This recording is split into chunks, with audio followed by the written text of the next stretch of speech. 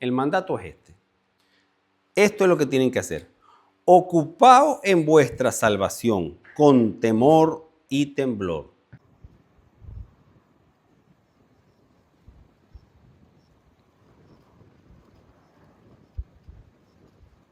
En el nombre poderoso de Cristo Jesús. Amén.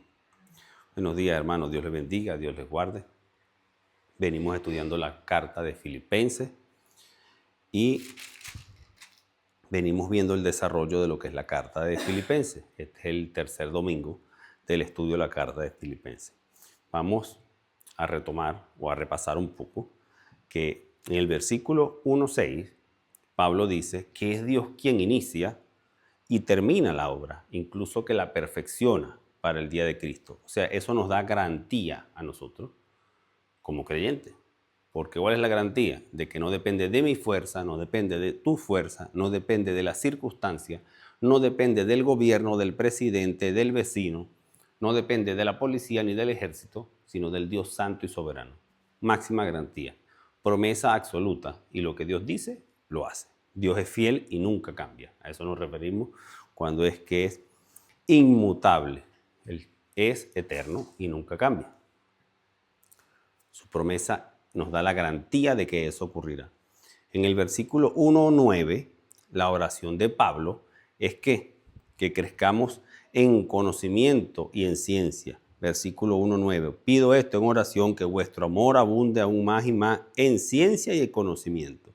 ¿Ciencia y conocimiento de qué y para qué? Ciencia y conocimiento de Dios, de Cristo Jesús. ¿Para qué está pidiendo eso? Versículo 1:10.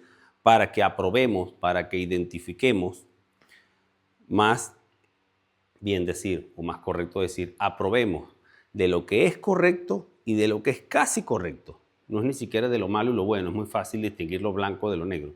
Es de lo que es blanco puro a casi blanco, de lo correcto a lo casi correcto, de lo bueno a lo perfecto.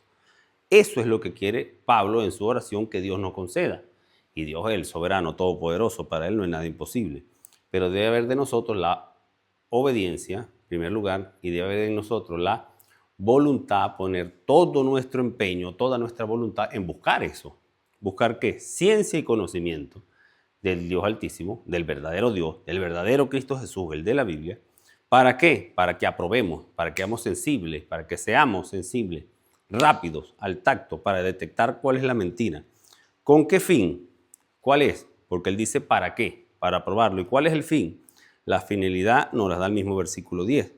Él dice, para que aprobéis lo bueno de lo mejor. La finalidad de eso, el por qué, pero para qué en concreto es para qué. Para que seamos sinceros e irreprensibles para el día de Cristo. ¿Saben lo que hablábamos en ese momento? Para el día de la prueba, para el día de Cristo. Seremos examinados como cual vasija de barro, y esas grieticas de nosotros no pueden ser rellenas por nuestras obras, que serían un mal relleno, estarían malas, defectuosas. Cuando nos pasemos esa prueba, que estemos en esa prueba, seremos aprobados en Cristo Jesús. Por eso es que el versículo 11 dice que deberíamos ser llenos de justicia, que es por las obras de Cristo que seremos aprobados, no por nuestras propias obras. Luego, en el 1:27, Pablo dice, solamente que os comportéis como es digno del Evangelio. Hay un freno conductual, veníamos viendo en el desarrollo de la carta. Las personas de la iglesia de Filipenses no se estaban comportando debidamente como debe comportarse un cristiano evangélico. Aquí hay un indicio en esta frase que usa Pablo, y es que por qué somos o por qué decimos que somos cristianos evangélicos, o de dónde viene eso, o qué quiere decir eso. Muchas veces nos conocen desde la protesta, como los protestantes, de la protesta de Calvino, de Lutero. Pero Pablo dice, solamente que os comportéis como es digno del evangelio de Cristo. Somos cristianos evangélicos. Cristo es el evangelio, es Él el evangelio. No se trata de otra cosa, no se trata de otra persona, no se trata de nosotros, incluso no se trata de la iglesia, es Cristo Jesús, el evangelio. Y el freno conductual que está poniendo Pablo en el 1:27 es que no se están comportando como es debido. Y él dice, compórtense como es debido. dignos de ser llamados cristianos evangélicos. ¿Y cómo es eso? Nos preguntamos, porque siempre que vamos leyendo, nos vamos leyendo, pero ¿cómo es eso? Solamente que os comportéis como es digno del evangelio, pero ¿cómo es? ¿Cómo debemos comportarnos nosotros? ¿Cómo debemos? ¿O como quién debemos? Y Pablo dice que, ¿cómo es? Con humildad. ¿Y como quién? ¿Cuál es el ejemplo? Versículo 2 del 5 al 11. Pablo expone el fundamento, Pablo expone, hermano, buen día, Dios los bendiga.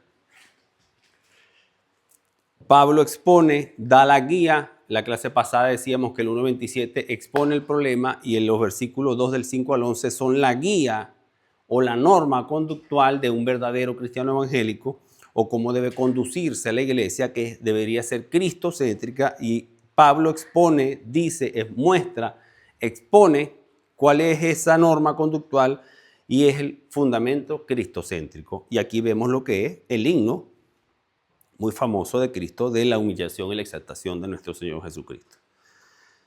Cristo, el ejemplo. Cristo, el ejemplo ¿de qué? De obediencia. ¿De qué? De sujeción. ¿De qué? De humildad. Es Cristo. No es el pastor. Esto lo he dicho siempre y lo repito, me gusta que quede claro. Hijo mío, Estéfano, no es tu papá. No son tus familiares. No es el presidente de un gobierno. No es el pastor de una iglesia. No es un hermano en Cristo. No es un ministerio. Es Jesucristo el verdadero ejemplo. Es Cristo el evangelio y es Jesucristo el ejemplo, el modelo a seguir. Lo que tenemos que replicar, tenemos que conformarnos es a Cristo. A más nadie. En ejemplo de obediencia y sujeción. Obediencia hasta la cruz fue Cristo Jesús. Y el domingo pasado cerrábamos con una pregunta. ¿Cuál fue la pregunta que cerramos el domingo pasado?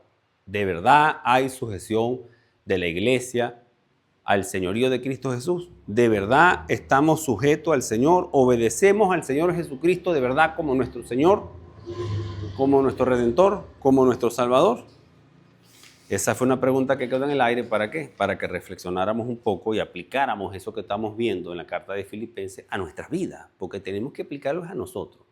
Antes de llevárselo a alguien, tienes que aplicarlo en tu vida. Tengo que aplicarlo yo en mi vida, en mi intimidad.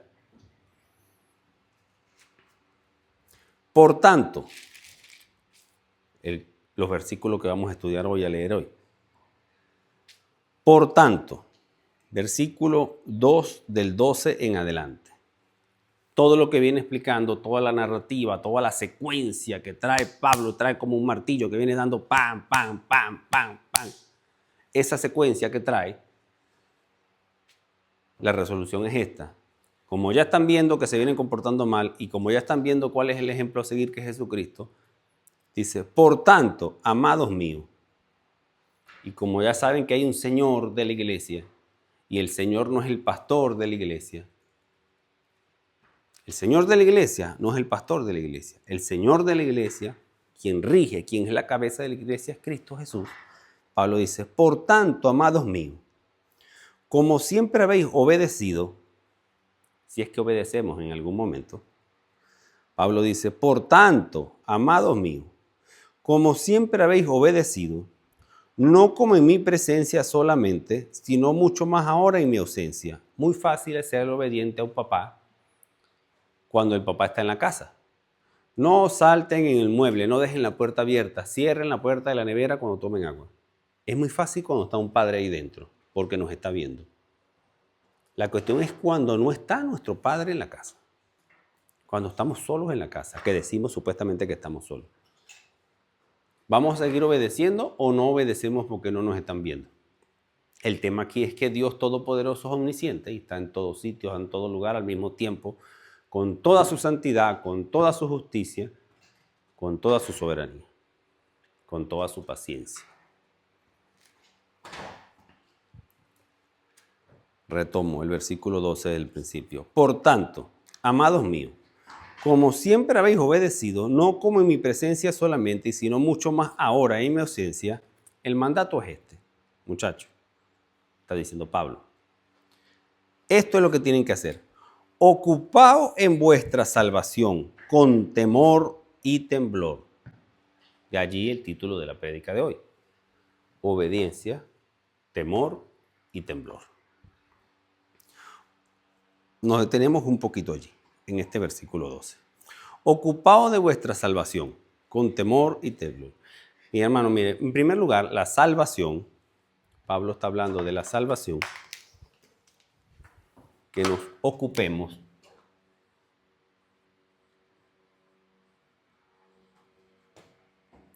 de vuestra, o sea que quiere decir que ya es nuestra,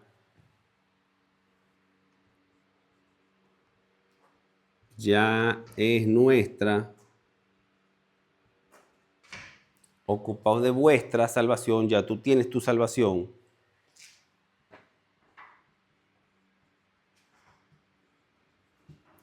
Pablo dice, ocupaos de vuestra salvación con temor y temblor.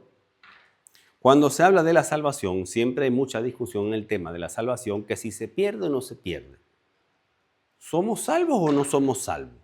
Cuando la Biblia de Dios, cuando la palabra de Dios, cuando Dios habla en la Biblia y expira, no solamente que infunde el aliento, sino que Él habla en las Escrituras, dice que la salvación Cristo la hizo de una vez y para siempre. Cristo murió una sola vez y no hay más sacrificio.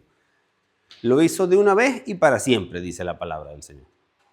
La salvación es una cuestión que obtenemos, no por méritos propios, no es ni siquiera porque nosotros queramos, no es ni siquiera porque nos los merezcamos, es por gracia y misericordia, por amor a su nombre, dice la palabra. Cuando Dios nos da salvación en Cristo Jesús, es por la obra, la vida en perfecta obediencia, una vida perfecta, sin pecado, sin mancha. Su vida, su obra, su persona, su muerte en la cruz, su expiación, su propiciación, su resurrección y su coronación, es Cristo Jesús quien da la salvación. Y Dios Todopoderoso nos da a nosotros la fe. ¿Se acuerdan el capítulo de Efesios que leímos, Efesios 2? Es por fe, y eso no es de nosotros, sino es un don de Dios. Dios nos da el medio, el fin, da todo para que seamos salvos. Nosotros lo que aportamos a ese gran problema es el pecado, pero Dios siembra en nosotros esa semilla de la fe, y por esa semilla de la regeneración del Espíritu Santo, ahora tenemos fe y creemos y depositamos esa fe en Jesucristo. Somos salvos. Ya la salvación es tuya. Por eso es que el Pablo dice, ocupaos de vuestra salvación, ya eso es suyo. La salvación no se pierde, en primer lugar. ¿Por qué debemos tener confianza en eso? Versículo 1:6. Versículo 1:6. ¿Qué dice el 1:6? Que veíamos la vez pasada y la vez antepasada. Versículo 1:6 de Filipenses. El que comenzó en vosotros la buena obra la perfeccionará hasta el día de Cristo. El que inicia, eso es ¿quién?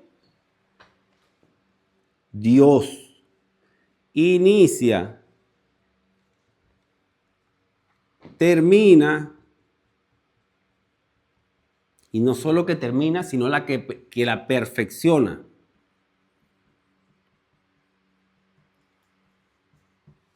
No es solo que lo inicia, sino que lo que inició lo termina. Y no es solo que lo que inicia y termina, sino que lo pone perfecto en Cristo Jesús. La salvación es suya. Eso nadie se la va a quitar.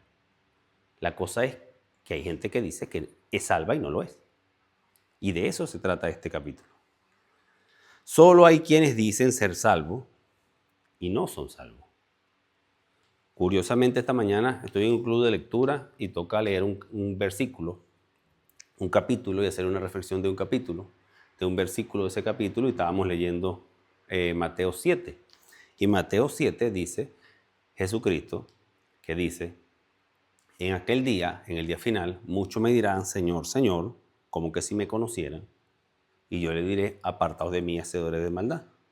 No porque no sepa Jesucristo quiénes son, sino que no hubo una relación, no hubo una cercanía, no hubo sinceridad ni humildad en el corazón.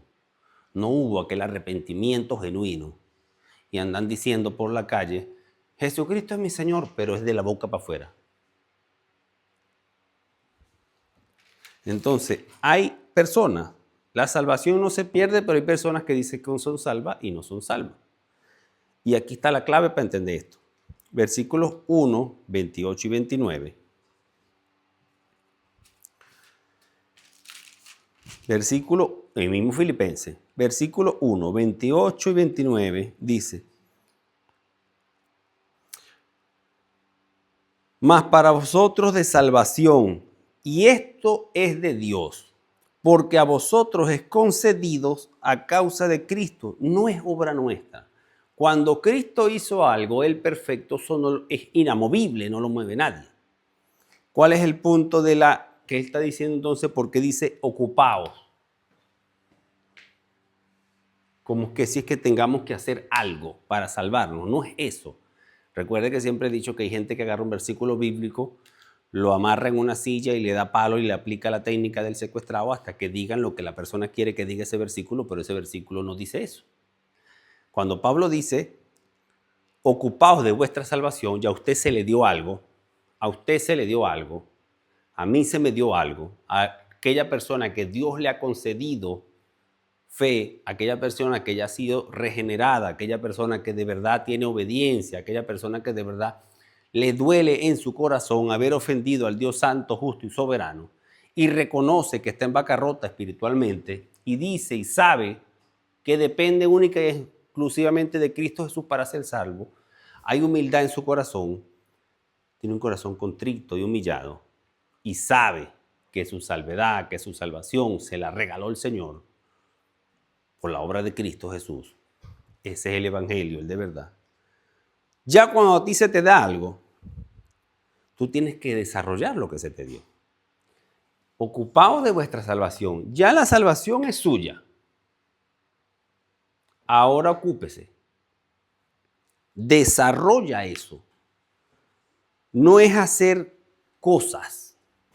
No es hacer obras para salvarnos, porque somos salvos solo por fe. Solamente por fe somos justificados. Ya eso está hecho. Es que como ya somos salvos, quiero que entienda esto, Elías, que están aquí. No es que vamos a hacer obras para ser salvos. Es que como ya en nuestro corazón actuó el Espíritu Santo y hubo regeneración en nuestras vidas, ya Dios depositó su Espíritu Santo dentro de nosotros, ya somos salvos, ya se nos dio algo, eso tenemos que se nos dio, tenemos que desarrollarlo. ¿Me estás entendiendo, Elías? Tenemos que desarrollarlo. Es como cuando tenemos un cultivo. Acuérdense que hablábamos de que la fe es una semilla que Dios siembra dentro de nosotros, que se nos da. Eso que tenemos que desarrollarlo. Es como un cultivo. Tenemos un huerto en la casa, tenemos que cuidar ese huerto, tenemos que ocuparnos de eso que ya se nos dio, que es nuestro. Y desarrollamos eso. ¿Cómo es en el caso de la fe? ¿Cómo es en el caso de la salvación? Damos fruto, desarrollamos, cultivamos eso, estamos cuidando la matica, le echamos agua hasta que den luz fruto. Es la evidencia externa. ¿Sí me estás entendiendo? ¿Sí me están entendiendo? ¿Sí estamos entendiendo lo que estamos leyendo en la palabra del Señor?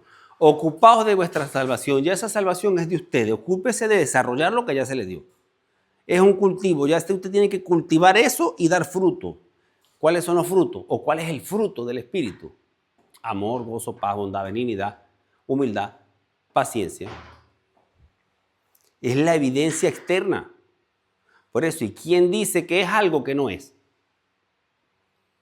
Pero aquella persona que verdaderamente salva se va a ocupar, se va a preocupar y a ocuparse en dar evidencia, no para que la gente lo vea, sino para dar evidencia a Dios de que ya ha sido regenerado. ¿Cómo lo vamos a hacer? El versículo mismo lo dice. Con temor y temblor. No es miedo, ya esto lo hemos visto muchas veces antes. No es que va a ser con miedo, es temor y temblor. ¿Qué es? Un reverente asombro por la santidad del Señor. La Biblia usa la palabra sublime. Cuando Isaías vio el trono del Dios y dijo, escuchaba el cántico angelical que decía, Santo, Santo, Santo es el Señor Dios Todopoderoso. Él dice que quedó asombrado, pero fue un asombro que llega a raya en que te da temor. Es demasiado para mí que soy inmundo, dijo Isaías. Ese es el temor y el temblor con que tenemos que ocuparnos de nuestra salvación. ¿Por qué? Porque Dios nos ha salvado. Y ese Dios es un Dios santo, soberano, justo. Es un juez incorruptible. Es un reverente asombro a la santidad del Señor. El temor. ¿Cuál es el temblor? Mire, hermano, yo le temo a la carne. Yo, Eric Gómez, no sé usted. Hay quienes están confiados en ellos mismos. Hay quienes están confiados en la carne. En que hacen cosas en un ministerio por ellos, porque ellos ponen su fuerza. De que hacen cosas en una iglesia porque ellos sostienen la iglesia, ya sea económicamente o ya sea diligentemente o ya sea porque son el ejemplo a seguir. Yo le tengo pavor a eso, miedo a eso, temor y temblor a la carne, porque la carne para nadie aprovecha.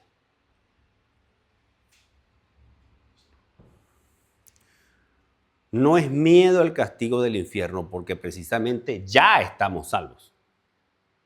Ya eso es ya. Ya esto es ya. Ya esto es que ya está listo. La salvación es ya y ahora, ya usted es salvo.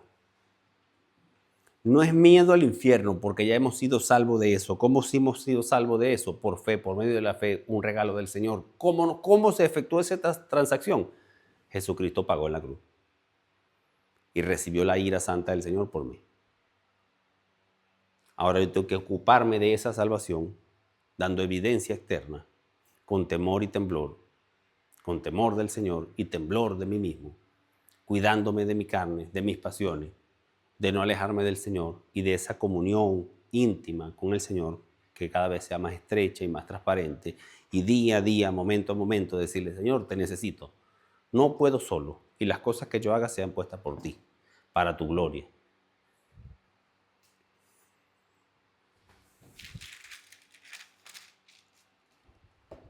Versículo 12. Por tanto, amados míos, como siempre habéis obedecido, no como en mi presencia solamente, sino mucho más ahora en mi ausencia, ocupaos en vuestra salvación con temor y temblor. ¿Por qué? Porque Dios es el que produce en vosotros así el querer como el hacer por esa buena voluntad. Cuando decimos que somos salvos, es aquí el meollo del asunto. Es aquí donde tenemos que ver con lupa. Cuando alguien dice: yo creo en Jesucristo, de que es mi Señor y mi Salvador, cuando ya eso está en nuestro corazón activo, cuando eso ya está consumado en la cruz, cuando eso es una realidad de verdad, que ya somos una persona, un ser, un corazón regenerado por el Espíritu Santo del Señor, ya eso está activo en nuestro corazón, el querer, el deseo. Ya eso Dios nos lo tuvo que haber dado con la salvación. ¿Con qué luchamos? Específicamente es donde volvemos a poner la lupa en la carne, luchamos con la carne. ¿Por qué? Porque aunque el Espíritu Santo está dentro de nosotros, vivimos en la carne. Estamos vivos en este mundo que es carnal. Dime. Algunos ocupados en vez de ocupados. Ocupados, porque Él está mandando: ocúpate de tu salvación. Elías, ocúpate de tu salvación. Porque esa salvación ya es tuya, nadie te la va a quitar, pero tú tienes que dar evidencia de que eres salvo. A ti se te dio algo, tú tienes que desarrollar eso. A ti se te dio el don de tocar piano, desarrolla el don de tocar piano. Si es que de verdad se te dio.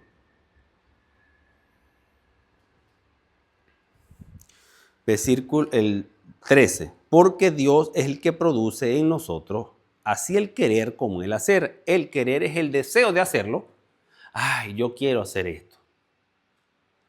Pero Dios, versículo 1:6, si Dios, que es soberano, omnisciente, omnipresente, todopoderoso, y Él ya inició en nosotros eso, y Él ya nos dio, ya listo, ya es un hecho, ya somos salvos, ya eso está iniciado, ya hay un clic, ya hay un switch que está pasado, ya ese deseo lo deberíamos tener en nosotros.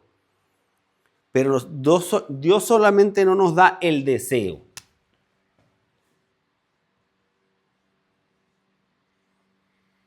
que es esto. ¿Dónde está el otro? Vamos a terminar con esto. Dios solamente no nos da el querer, que es el deseo. Yo deseo tal cosa. Ya Dios no nos da solamente eso. Estamos facultados para mucho más que eso, no solamente para desear, pensar, querer hacer algo. No. El versículo dice que Dios produce en nosotros así el querer como Él.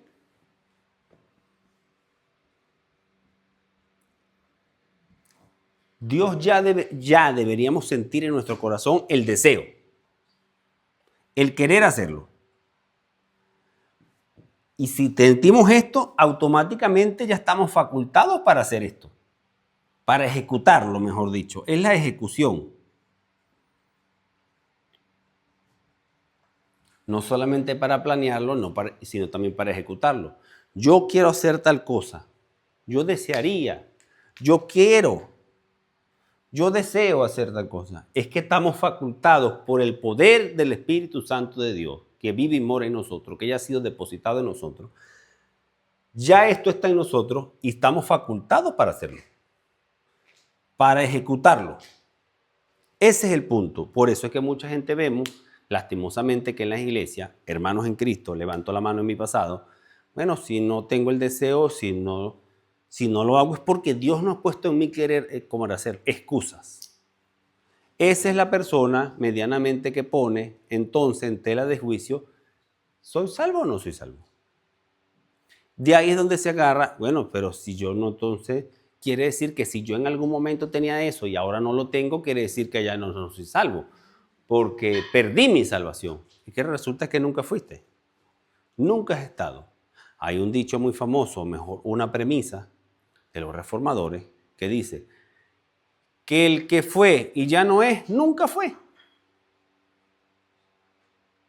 El que tuvo la fe y ahora no la tiene, es porque nunca la tuvo, solamente era de la boca para afuera.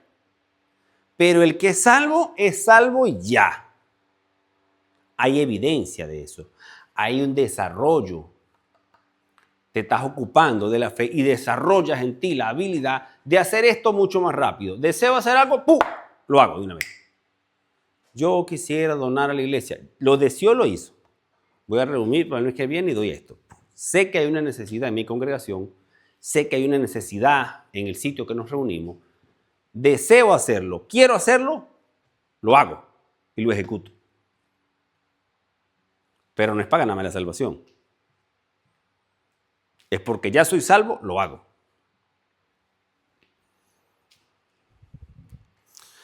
Entonces, el que ya es salvo, Dios lo perfeccionará y debe sentir el deseo de hacerlo.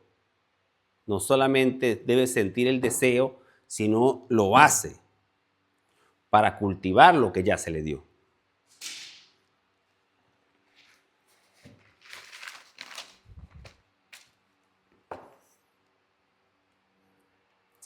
Versículo 14. Haced todo sin murmuraciones y contienda. Si usted va a hacer algo, hágalo sin estar señalando a nadie, sin estar diciendo nada, y no es que lo va a hacer por pelea y contienda. Mi hermano llevó un rotulador azul pequeño, yo voy a llevar uno grande para que vean que yo lo hago mejor.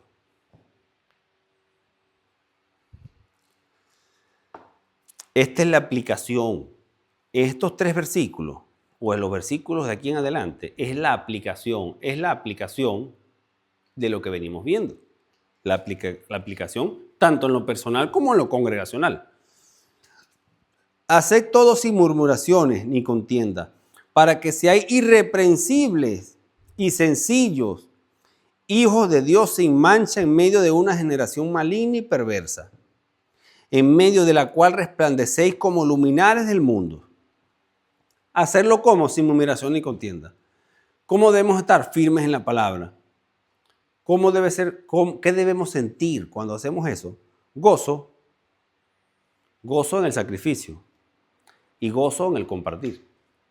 Gozo de que estamos haciéndolo sin murmuraciones. Gozo de que estamos haciéndolo sin pelea, sin envidia, sin contienda. Gozo de que Jesucristo es el que está siendo exaltado. el autor y consumador de nuestra fe.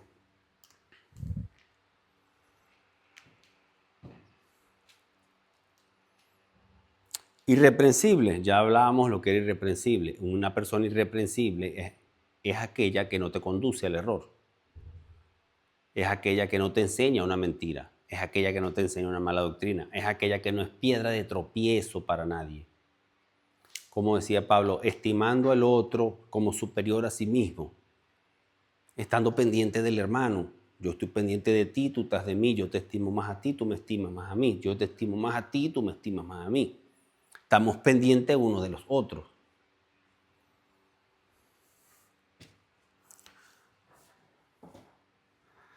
Dice algo importante aquí que vimos también la vez pasada. Hijos de Dios sin mancha en medio de una generación maligna y perversa. Siempre decimos, el mundo está loco, cada vez la cosa está peor. ¿Viste lo que pasó en no sé dónde? ¿Viste lo que pasó con no sé quién? ¿Escuchaste tal rumor? ¿Viste que ahora los tal y tal? Los versículos que Pablo usaba, en que algunos predican a Cristo por contienda y envidia, pero los otros lo hacen por amor, y la idea que está ahí en el original, Pablo nos describe como que estamos en el medio y estamos siendo asediados que están alrededor de nosotros siempre. Estamos en el medio de una generación, el cristiano evangélico, que de verdad es de verdad, el que es salvo de verdad, se va a sentir la presión, deberíamos sentir la presión de que estamos en el medio de un mundo que está totalmente descarrilado y loco, de una generación maligna y perversa. Mi hermano, yo no sé si usted ve la noticia, pero hay madres que abandonan a sus hijos recién nacidos. Hay mamás de sangre de sus hijos que los han matado. Hay hijos que han matado a sus padres. En medio de una generación maligna, perversa, son perversidades ya. Por no decir más cosas, pero cada vez hay noticias que de verdad Dios tenga misericordia. Y nosotros, dice el versículo, que tenemos que permanecer firme en el medio, sin mancha, dando la buena batalla, con gozo de que nos están mirando, se están burlando de nosotros. Yo me gozo en el Señor, porque el Señor es el que produce el gozo en mí. Seguro nos bloquearon los directos porque usé la palabra que dije y hice di las noticias que di. Hay palabras que no se pueden decir, pero hay que, si lo eliminan, que lo eliminaron. Versículo 16. Asidos de la palabra. Asidos de la palabra. Cuando uno va a agarrar algo, agárralo por el asa. Eso nos dice, asidos de la palabra de vida. Aferrados. Atentos, pero aferrados. Atentos a la palabra de vida, a la que de verdad nos conduce vida, a la que de verdad nos evita los problemas, a la que de verdad nos ayuda en los problemas. Atentos a la verdad, agarrados de la verdad, reteniendo la verdad, siendo, ven acá un momento, Eli. Aquí. Yo agarro la verdad, asidos, agarrados conjuntamente. La verdad nunca me va a soltar a mí. Jesucristo nunca me va a soltar a mí. Dice que somos ovejas en sus manos y nadie nos puede quitar de sus manos. Jesucristo me aprieta, nunca Jesucristo me va a soltar a mí. Pero yo tengo que también agarrarme a Jesucristo. Asidos, agarrados, sostenidos de la palabra porque ella nos está sosteniendo a nosotros.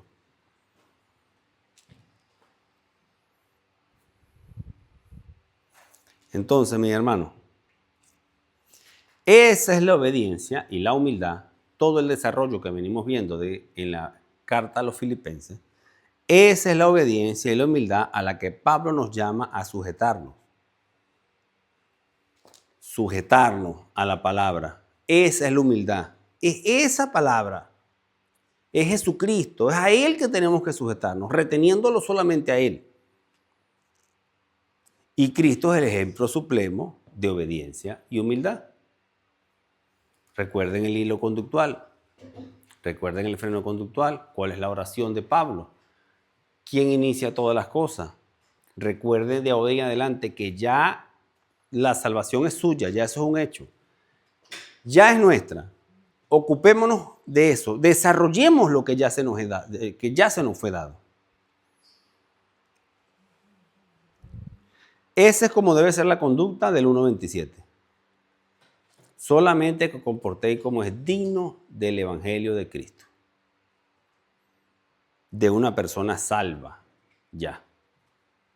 Cultivando eso, dando fruto de lo que ya decimos que somos. Esa es la aplicación que tenemos que tener en nuestras vidas, mi querido hermano. Este es el estudio que estamos haciendo de la carta de Filipenses. Y la carta de Filipenses fue escrita para que se leyera en voz alta, se analizara en voz alta y para que se aplicara a la vida del creyente. A la vida del creyente, lastimosamente queremos hacer de la palabra que es escrita para nosotros los creyentes, queremos dársela a personas que no son creyentes, a personas que ni siquiera creen en Dios ni en Jesucristo. Error, porque es para nosotros. ¿Cómo debemos conducirnos en la iglesia? ¿Cómo debemos ser como personas? ¿Cuál es el ejemplo que debemos seguir? Principalmente por el pastor, el predicador, el maestro. ¿A quién debo seguir yo? ¿Cuál debo seguir yo? ¿Cuál es la guía? ¿Cuál es el modelo a seguir? Conformarnos a Cristo. En obediencia, temor y temblor. Amado Rey eterno, Santo Padre de la gloria, soberano Dios altísimo, amado Rey supremo, gracias te damos por tu paciencia, mi Señor,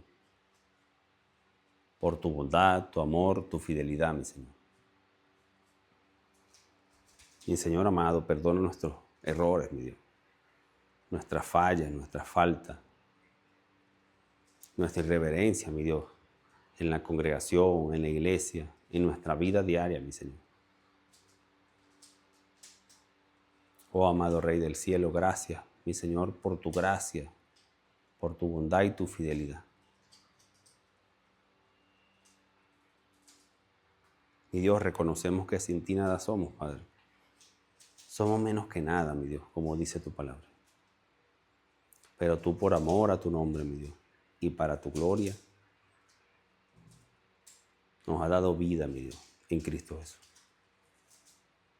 Gracias, Padre, por haber depositado tu Espíritu Santo en nosotros, mi Señor. Gracias por habernos regenerado, Padre. Por permitirnos llegar a tus caminos, mi Dios. Por habernos llamado a los pies de Cristo. Clamamos a ti, mi Señor amado, que seas tú, poderoso Rey, quien guíe nuestra vida día a día, momento a momento. Y que sea Cristo Jesús que gobierne nuestros corazones, que gobierne la iglesia, con poder y para su gloria. En el nombre de nuestro único Señor y Salvador, Cristo Jesús. Amén.